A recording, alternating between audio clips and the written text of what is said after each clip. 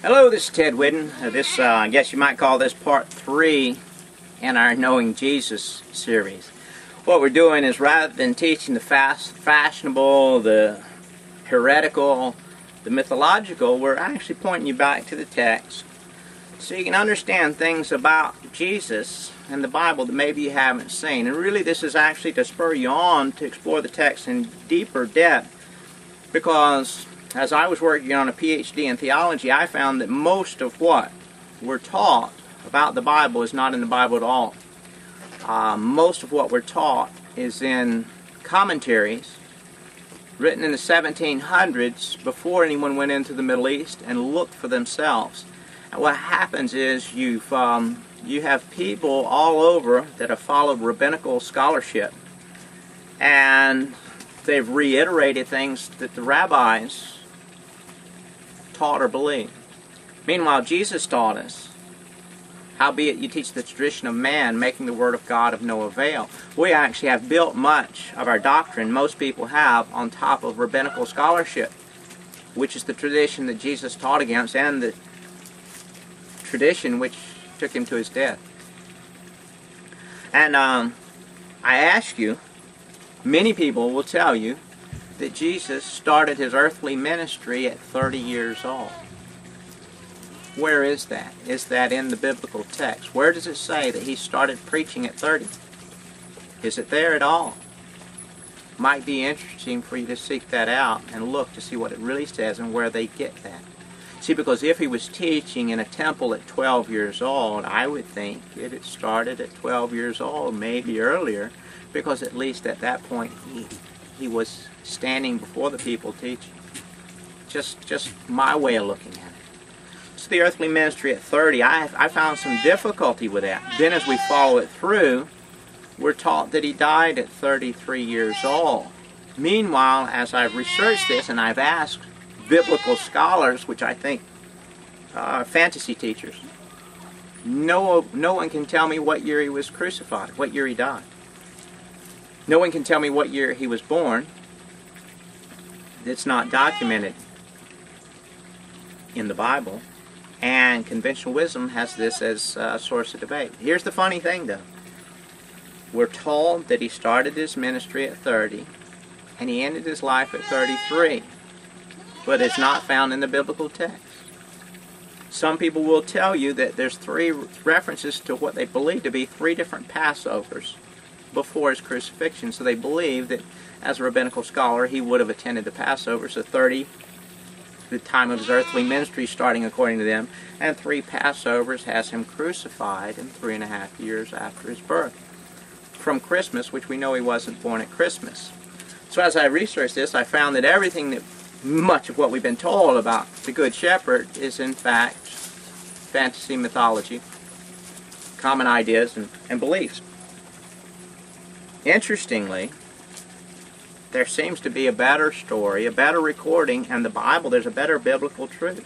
The difficulty is timeline issues and historical issues of this nature was established by either the rabbinical priesthood, with the help of Josephus Flavius Titus, which I think he was a turncoat and a cheat. He actually turned on the people of Jerusalem, helping the Romans to sack Jerusalem, destruction of the temple.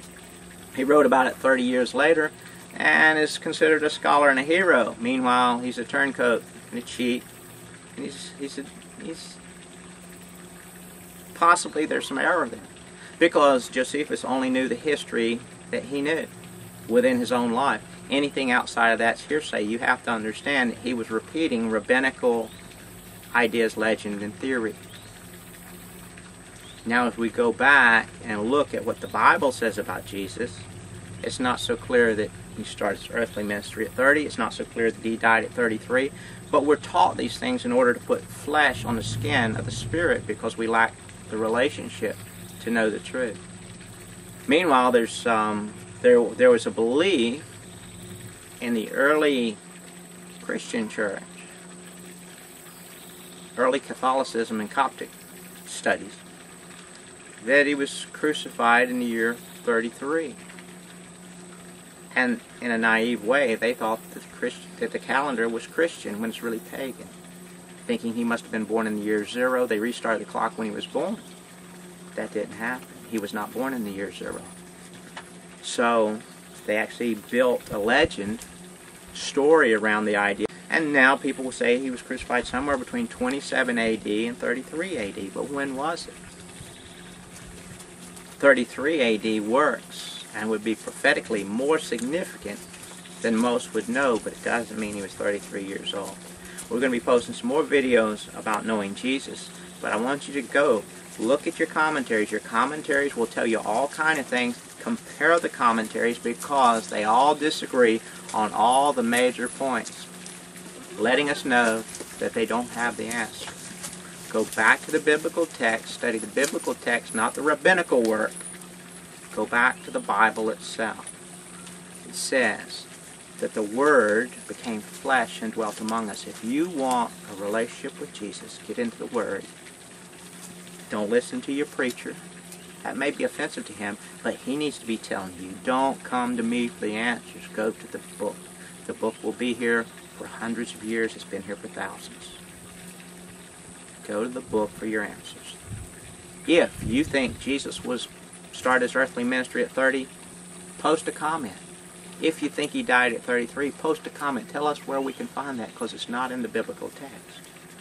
If you believe that, post a comment. And if you want more answers, stay tuned. Subscribe to the videos. We're going to be sharing some stuff with you on the findings of King David, the ancient city of Jerusalem, the Temple of Solomon, which we found, the tomb of Joseph, Prime Minister of Egypt. We have actually worked out and solved 3,000 years of timeline history that's been missed by theologians because they teach fantasy, mythology, and fairy tale. Know the truth, and it will indeed set you free. There's some profound truths coming your way. Have a good day. Go to SolomonSeries.com.